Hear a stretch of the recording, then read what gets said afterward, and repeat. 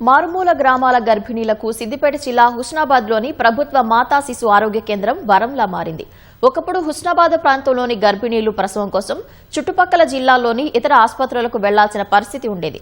కానీ ఇప్పుడు హుస్నాబాద్ మాతా శిశు ఆరోగ్య కేంద్రంలో మెరుగైన వైద్య సౌకర్యాలు అందుబాటులో ఉండటంతో రోజురోజుకు గర్భిణీ స్త్రీల డెలివరీ కేసులు పెరుగుతున్నాయి.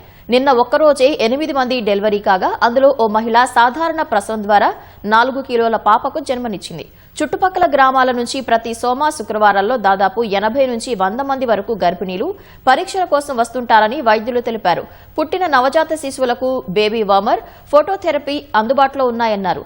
ఆసుపత్రిలో సౌకర్యాలు చాలా బాగున్నాయని, వైద్యులు జాగ్రత్తగా చూసుకుంటున్నారని గర్భిణీలు చెబుతున్నారు.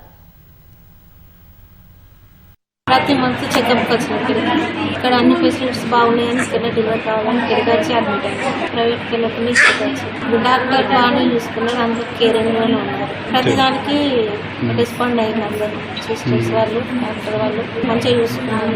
గత 3 నెలల్లో కూడా యావరేజ్ గా 25 నుంచి 30 డెలివరీలు చేయడం జరిగింది. అలాగే పోయిన సంవత్సరం కనుక చూసుకుంటే జనవరి నుంచి డిసెంబర్ వరకు 286 డెలివరీలు మేము ఇక్కడ సక్సెస్ఫుల్ గా చేయడం జరిగింది. ఇందులో బీపీ, షుగర్, ముందు పెద్ద ఆపరేషన్లు అయిన వాళ్ళ అన్ని రకాల హై రిస్క్ కేసెస్ మా సెటప్ ని పట్టుకుని చూసి మా అనస్థెటిస్ట్ ఆధ్వర్యంలో చేయడం జరుగుతుంది.